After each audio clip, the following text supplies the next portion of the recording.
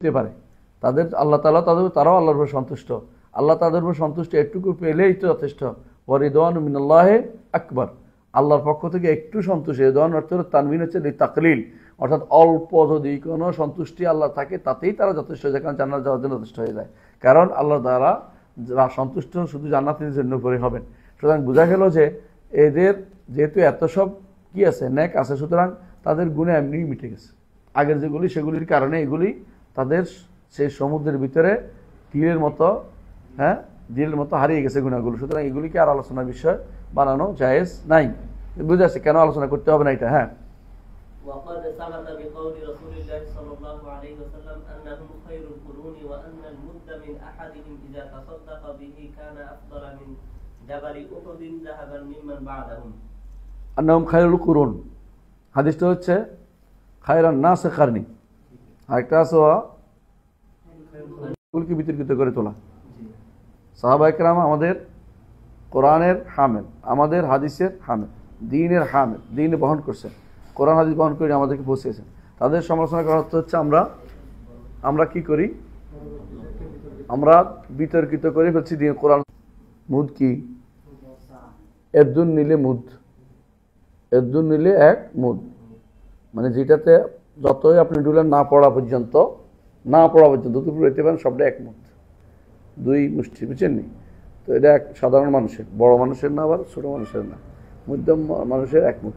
এটা হিসাব করে দেখা গেছে এটা হচ্ছে যদি ওজনে হয়, অনেক সময় 2 কেজি 400 হয়, অনেক সময় 2 কেজি 40 হয়, কখনো 2.5 কেজি, কখনো 3 হয়। কারণ আসলে ওজনের জিনিস না, এটা হলো মাপের জিনিস, পরিমাপের জিনিস।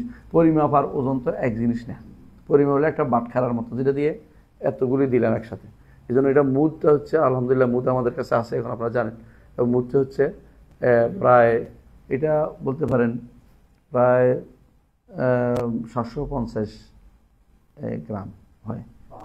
হ্যাঁ, লিটার পানির মতো, লিটার পানি যদি পুরে দূর হয়। এটা একটা পাত্র, এই পাত্রের ভিতরে যেটা ঢুকাবেন ওইটা অনুসারে ওজন হবে। ভারী জিনিস ঢুকাইলে ওজন বাড়বে, হালকা জিনিস ঢুকাইলে ওজন কমবে। ওজন দিয়ে এটা মাপা হচ্ছে না। খেজুর দিলে পুরাইলে ওজন কম হবে, কিন্তু আপনি যে কোনো ভালো চাউল দেন ওজন বাড়বে, গম দিলে ওজন বাড়বে, আটা দিলে ওজন কমবে। তাহলে ওজনের জিনিস না, এটা কিসের জিনিস?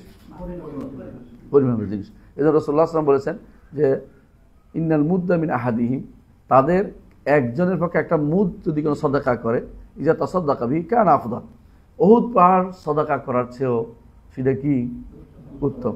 উহুদ পাহাড় সদকা, উহুদ পাহাড় দেখছেন কত বড় জানেন? 7.5 মাইল, এবং এটা প্রশস্ত অনেক বড়, এবং এটা বলছেন যদি কোনো আমরা বাঁকা করে গণিত 13 মাইল হইব, বুঝছেন কিনা? এত বড় জিনিসের সদকা করে এক মুঠ দিয়ে তারা, তাহলে আপনি তারা যে এক মুঠ সদকা করছে, এটা তো আপনি মনে করতে পারেন আপনার সারা জীবন দিয়েও উহুদ পাহাড় কিনতে পারবেন। তা সদকা দূরের কথা, উহুদ পাহাড় কিছু দিতে পারবেন, মাটিও তো আপনি দিতে পারবেন না এত বেশি। তাহলে আপনি বুঝছেন যে ওনাদের কত বড় মর্যাদা। এটা কিন্তু এই শব্দ থেকেই হাদিসের শব্দ থেকে বোঝা যাচ্ছে। যাক, তাহলে বোঝা গেল যে আমরা স্বর্ণ, উহুদ পাহাড় যদি স্বর্ণ বানাইয়া তারপরও দেই, হ্যাঁ, তাহলে তাদের মতো হবে না। ও তো স্বর্ণ বানাতে পারবেন? আর স্বর্ণ দিলে এত বড় স্বর্ণ দিবেনও না, দিলেও আপনি উহুদ পাহাড় দিবেন না। ওনারা এক মুদ দিছে, খাবারের এক মুদ, যে কোনো খাবারের মুদ দিছে, এটুকু দিছে তারা, এটা আপনি উহুদ পাহাড় স্বর্ণ দিয়েও পারবেন না। তাহলে ওনারা কত বড় মর্যাদা, শুনে এটাকে বুঝে আসছে। সহজে বুঝলে, অর্থ বুঝলে সহজে বুঝতে পারবেন ইনশাআল্লাহ। তাহলে ওনাদের এই মর্যাদা জায়গাতে আপনার হস্তক্ষেপ করা, কোনো কথা বলা হচ্ছে অপমানজনক কথা বলা। জি,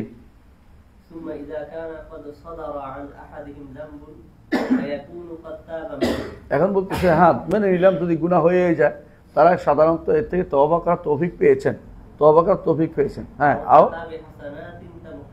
অথবা এমন নেক কাজ করেছেন যার পরে সেটা কি হয়েছে, মিটে গেছে। হ্যাঁ,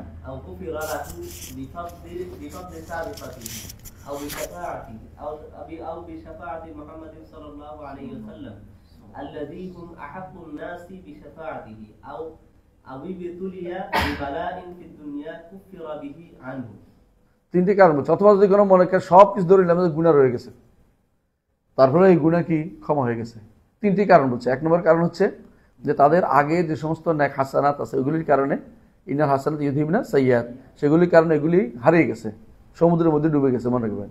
আরেকটা হচ্ছে অথবা যদি থেকেই গেল, মুহাম্মদ রাসূলুল্লাহ সাল্লাল্লাহু আলাইহি ওয়াসাল্লাম সুপারিশ তাদের নসিব হবে। কারণ মুহাম্মদ রাসূলুল্লাহ সাল্লাল্লাহু আলাইহি ওয়াসাল্লাম বলছেন, আহাক্কুন নাসি বিশাফাআতি মান ক্বালা লা ইলাহা ইল্লাল্লাহ সাদিকাম মিন কলবি। আমার উম্মতের মধ্যে তারাই আমার সুপারিশ পেয়ে ধন্য হবে যারা অন্তঃস্থল থেকে কি বলেছে, লা ইলাহা ইল্লাল্লাহ ইখলাস হতে বলেছে।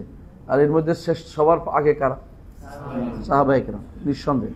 অথবা 3 নম্বর যদি বলে এটাও না সুপারিশ আগেও আরেকটা জিনিস আছে, দেখি তাদের এমন সব বিপদ হয়েছে যে বিপদের কারণে পরীক্ষিত হয়েছে, পরীক্ষার কারণে তারা কি হয়েছে, তাদের কাফারা হয়ে গেছে, এই গুনার কাফারা হয়ে গেছে।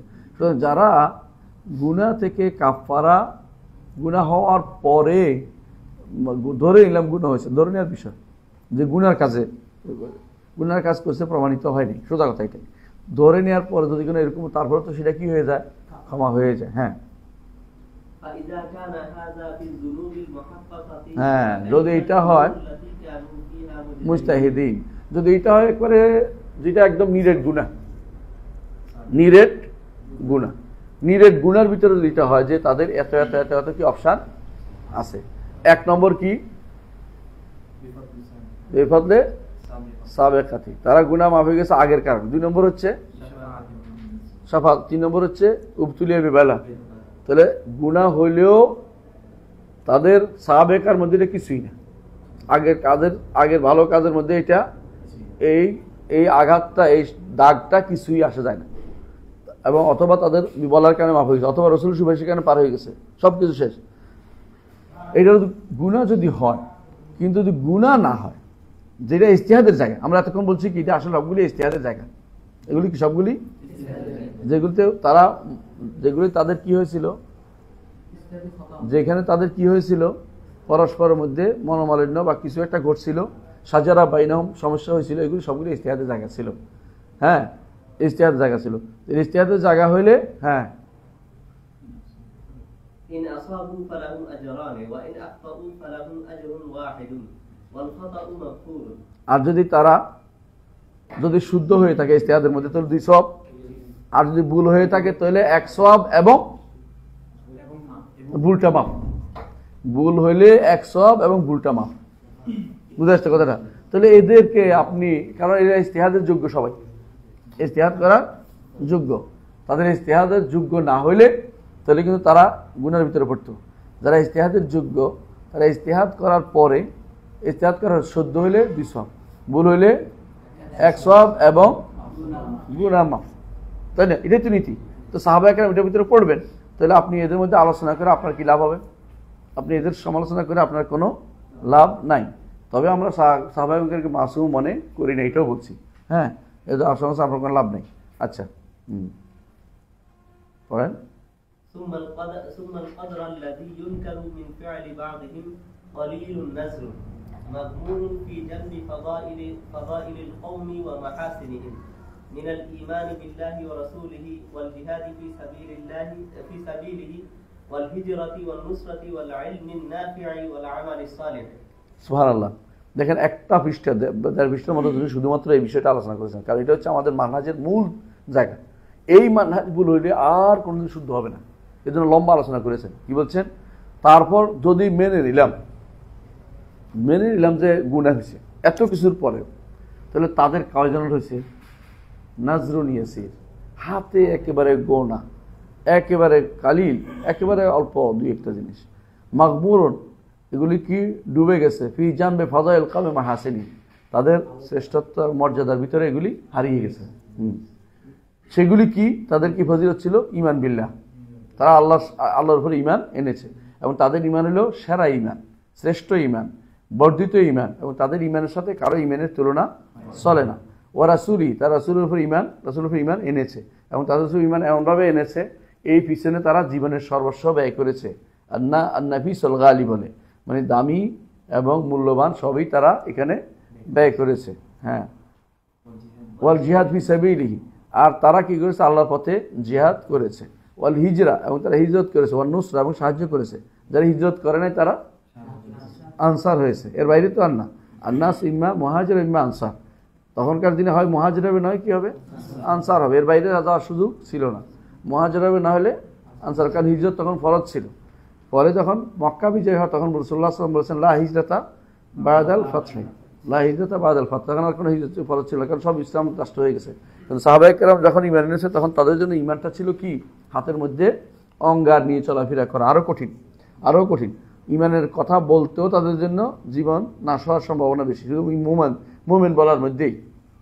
ওয়াল ইলমুন নাফি, আর তারা যদি এগুলির পরেও আর কি করেছেন, তারা অতিরিক্ত যোগ্যতা ইলমুন নাফির প্রচার প্রসার করেছেন, উপকারী ইলম সবসময় দিয়ে বেরিয়েছেন। ওয়াল আমালুন সালেহ, এবং সৎ আমল করে গেছেন। সুতরাং ওনাদের আলোচনা সমালোচনা করা অর্থ হচ্ছে নিজের বিপদ নিজে ডেকে আনা। ওয়ালা ইয়াদুরু ইল্লা নাফসা, নিজেকে ছাড়া কাউকে সে ক্ষতিগ্রস্ত করেনি। দুর্ভাগ্যবশত কিছু মানুষ মুখে বলবে যে সাহাবায়ে কেরামের পদাঙ্ক অনুসরণ করে চলে। আকীদার ক্ষেত্রে আসলে সাহাবায়ে কেরামকে তারাই মানে না, তারাই মানে না। তারা সাহাবায়ে কেরামের কথা খুব বলে, সাহাবায়ে কেরাম এটা করবে। সাহাবায়ে কেরাম আকীদার যে মানহাজ দেখিয়েছে তারা সেটা মেনে চলে না, বুঝছেন তো। আবার দেখুন সাহাবায়ে কেরাম হাদিস বর্ণনা করছে, তারা সেখানে এসে বলবে উনি তো ফকিহ ছিলেন না, অপমান করতেছে, এটা বলে। আবার অমুক তো এটা ছিলেন না, অমুক তো এটা বুঝে নাই, অমুক তো এটা করে নাই, এই জাতীয় কথাবার্তা বলে তারা কি করে, যে সমস্ত সহিহ খবর ওয়াহিদ আছে এগুলোকে তারা নিতে চায় না। এর অর্থ তারা কিন্তু সাহাবায়ে কেরামকে সম্মান করে নাই, বুঝে আসছে। সাহাবায়ে কেরাম মানহাজের বাইরে তারা সারাদিন চলে, এবং সাহাবায়ে কেরাম করেন নাই বলে তারা খেপে যায় যে সালাফি বলতে ওই সালাফি বুঝাচ্ছি না। সাহাবায়ে কেরামের উপর না মিথ্যাচার করতে তারা ওস্তাদ, বুঝে আসছে।